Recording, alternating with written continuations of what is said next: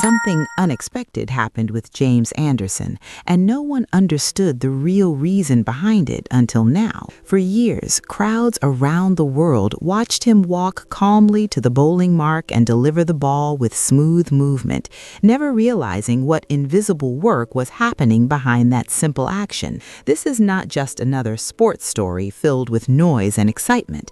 This is a story about quiet preparation, hidden discipline, and silent control. It is a sequence of tightly connected moments that reveal why James Anderson became more than just a bowler and why he became a force that changed the way opponents thought, planned, and defended. While the world focused on power hitters, explosive shots, and dramatic moments, something quieter and far more serious was forming. Every small choice, every repeated habit, and every unnoticed detail carried purpose, and that purpose built something that could not be stopped once it came alive. To understand what happened, we must begin with James Anderson and the early environment that shaped him. He grew up in a quiet town where life moved slowly and expectations were simple. He did not live in luxury. He did not come from a famous family. He did not have access to special training centers or elite coaches when he first started playing.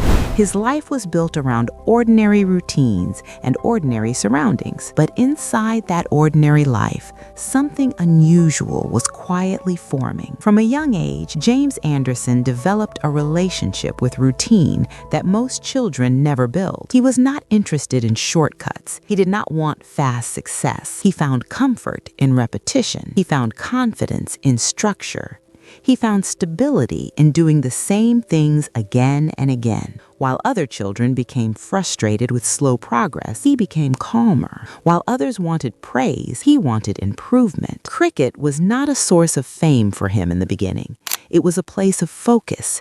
It was a controlled space where noise disappeared and thinking became clear. He would bowl for hours without getting bored. He would run in again and again without losing patience. His body learned how to move with rhythm before his mind understood why it mattered. As he grew older, people started to notice that he behaved differently. He did not celebrate loudly. He did not complain easily. He did not fear failure. He did not become distracted by attention. These were not personality traits that came naturally. They were disciplines that he practiced quietly every day. He began to understand that cricket was not just about strength, speed, or talent. It was about understanding movement, timing, and control. He wanted to see what others ignored. He wanted to study why things worked, not just how. This mindset separated him slowly from the rest. There were no dramatic speeches. There were no emotional declarations. There was no announcement of ambition, only silent preparation, only respect for process, only commitment to growth. By the time the world started hearing his name, James Anderson had already built years of invisible effort inside himself. He was not an instant creation. He was a long construction, and that is where the real story began. It started with changes so quiet that even people close to James Anderson did not fully recognize their importance. There were no loud arguments. There were no public breakdowns. There were no visible warning signs. Everything seemed normal on the outside, but inside his habits, inside his thinking, and inside his daily routine, something began to shift. He began to separate himself from distractions. He chose silence over noise. He chose structure over comfort. He began staying behind after official training sessions were finished. He stood alone in practice areas and repeated the same action again and again. He was not trying to build muscle. He was trying to remove error. He focused on tiny parts of his bowling action that most people would never notice. The angle of his wrist, the tension in his fingers, the alignment of his shoulders, the exact timing of each step in his run-up. To someone watching casually, it looked boring and unnecessary. To him, it was essential. He also began studying studying things beyond physical technique. He watched how batsmen stood at the crease. He noted how they shifted their weight. He observed their breathing patterns. He analyzed small habits that revealed fear, overconfidence, or hesitation. This behavior appeared strange to others. Some teammates believed he was overthinking. Some believed he was creating pressure for himself. Some believed he was losing balance between work and life, but they were all wrong. He did not feel pressure. He felt clarity. He did not feel stress. He felt direction. He did not feel fear. He felt preparation. James Anderson behaved as if sensing a problem that no one else could see. Not a problem with others, a problem with limits, a problem with weakness, a problem with unfinished potential. And because this process was silent, it was misunderstood. As the pattern deepened, people around James Anderson began trying to understand what was happening. Coaches whispered among themselves, team staff observed quietly, trainers checked physical signs. Everyone searched for explanations. They thought he might be under pressure. They thought he might be mentally tired. They thought he might be afraid of losing form, but none of these fit the truth. They reviewed footage of his bowling. They compared old videos to new ones. They noted changes in his run-up.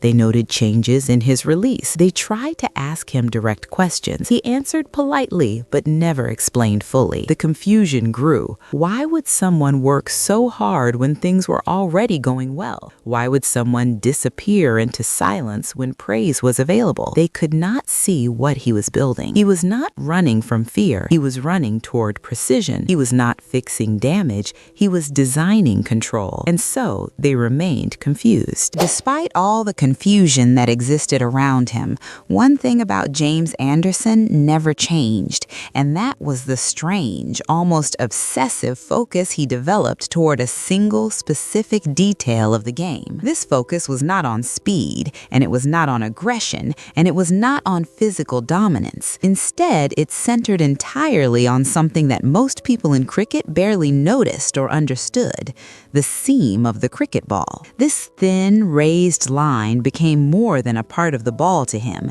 It became a symbol of control, a point of contact between intention and outcome, and a tool through which he could influence reality in ways others could not see. While others practiced to become stronger, he practiced to become more precise. While others chased applause, he chased alignment. Every single training session began and ended with his attention fixed on that narrow seam. He would rotate the ball in his hands for long moments before releasing it, feeling the texture, feeling the shape, and feeling the slight resistance under his fingertips. He trained his muscles to remember how it felt. He trained his nerves to respond without conscious thought. He became completely focused on one single place, one single moment, and one single detail. A single place, the exact point where his fingers met the seam. A single moment, the millisecond the ball left his hand. A single detail, the direction of the seam in the air. No matter where he played or who he faced, this fixation remained. Even in training matches, friendly games, or practice sessions, he treated every delivery as a controlled experiment. It no longer mattered who the batter was. It no longer mattered what the stakes were. What mattered was perfect repetition. To those watching from the outside, this behavior seemed strange. Why focus so much on something so small? Why study what could not be clearly seen by the crowd? Why give so much energy to such a tiny element of the game? But James Anderson understood something they did not. Power does not live in violence, it lives in control. Victory does not live in noise, it lives in precision. And danger does not live in size, it lives in timing. His obsession grew quietly. He adjusted angles so slightly that no camera could catch it. He changed finger pressure by margins so small that no coach could measure it.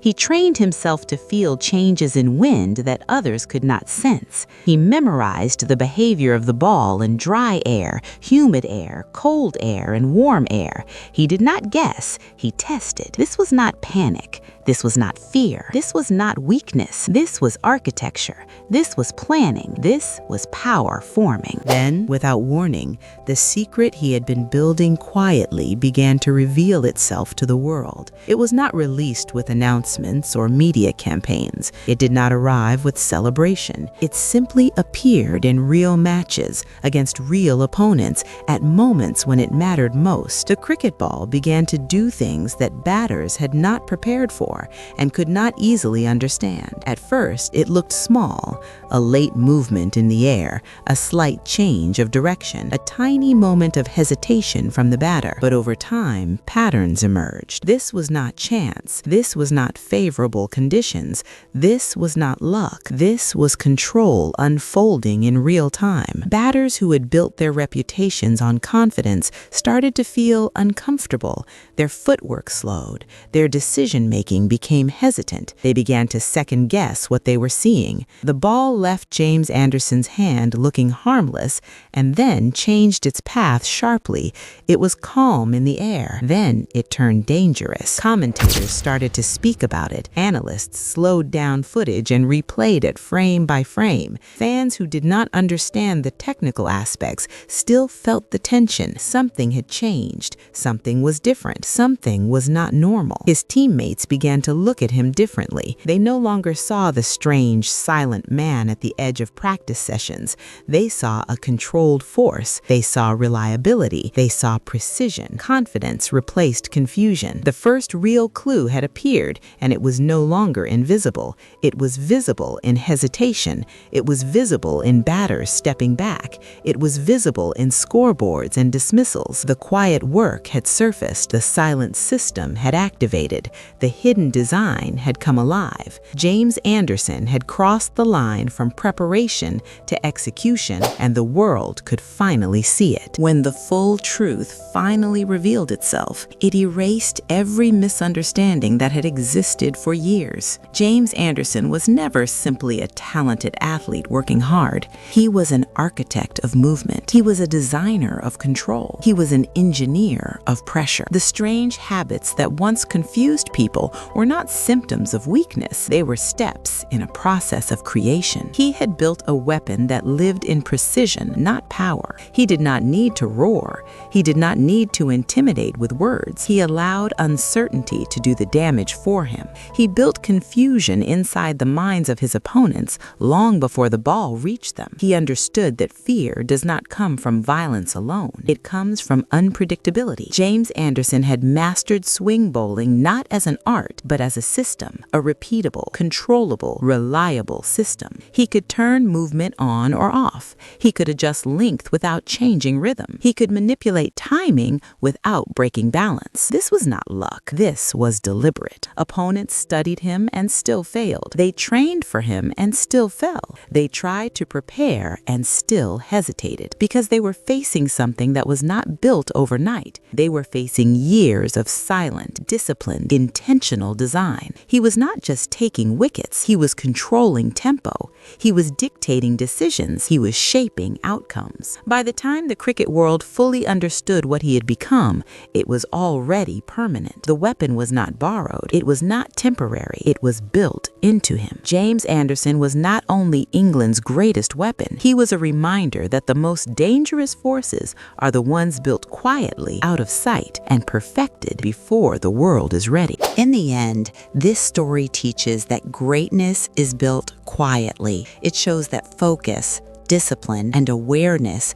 create power that cannot be faked. James Anderson proved that control is stronger than noise, and precision is stronger than raw force. This story matters because it shows that what we ignore often shapes outcomes. The smallest habits, the quietest decisions, the strictest routines, these are the foundations of real achievement. James Anderson did not become dangerous overnight. He did not arrive through shortcuts. He did not borrow power. He built it. And that is why his story will always matter.